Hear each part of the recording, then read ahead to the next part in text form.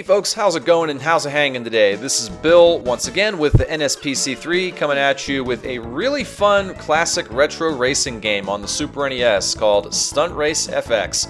This is card number 126 in the collection. Stunt Race FX is a game that I have quite a few fond memories of as a child growing up. I remember doing a lot of screwing around, just trying to see how high I could get my car up in the air before it would inevitably crash into a million pieces. But enough about that. Stunt Race FX, as I'm sure most people know, is a game that had the Super FX chip built into it, much like games like Star Fox and Vortex, which made the graphics considerably better. Sometimes the frame rate does suffer a little bit as a result of it, but doesn't take away from the experience very much. You play as one of 4 different vehicles, doing a myriad of all different kinds of race types. Really fun, absolutely love this game, one of my personal favorites to come out on the Super NES. Alrighty, let's go ahead and flip this over and see what we're doing today for challenges. Alrighty then, so what they've asked us to do is, on the Pro difficulty, they want us to go into the track Harbor City, and using the car of our choice, want us to beat a time of 3 minutes and 25 seconds. Which sounds pretty daunting to the casual player, because if you look at the tracks available, Harbor City is the final course on the most advanced difficulty, or the most advanced setting here.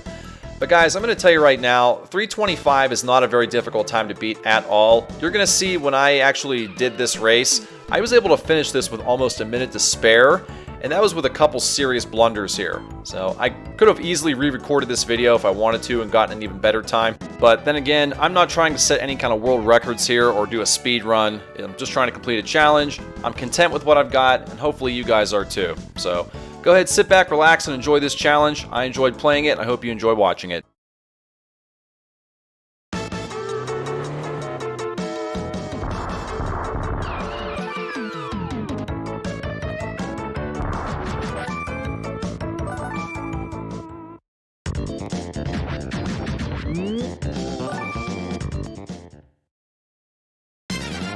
Okay, so just a few quick things to say about this challenge here. You're going to notice immediately what I do is I hit select and I push my point of view back way behind the vehicle just to give myself more comfort, more room to look around.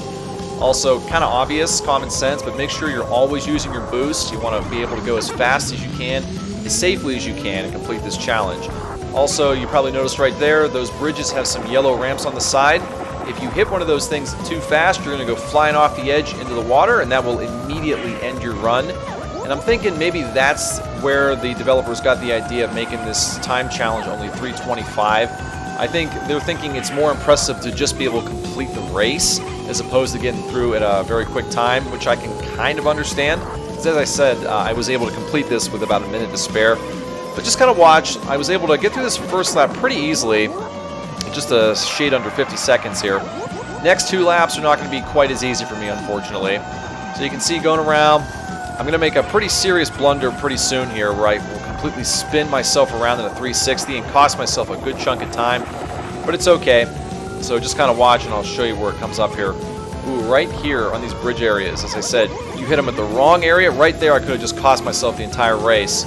And I did have to re-record this race quite a few times just from hitting those bridges at the wrong angle. And not a very fun experience, but hit it right, you can have a pretty good time on this. And here's my first blunder. I make a pretty serious gaffe, and I don't know what I'm doing right here, just stopping. I have to reverse, get back going, but we're back on track, and it's going to be pretty smooth sailing up until the 3rd lap, which is coming up right about here.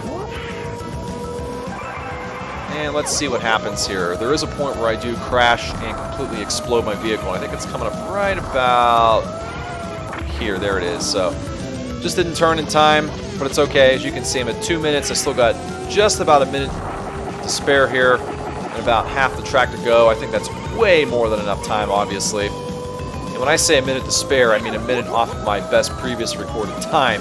Remember, you got up to 325 to complete this challenge, so I still have over a minute until I would fail this challenge. I'm still doing very well, no real danger yet, even though I kind of screwed up right there on the bridge.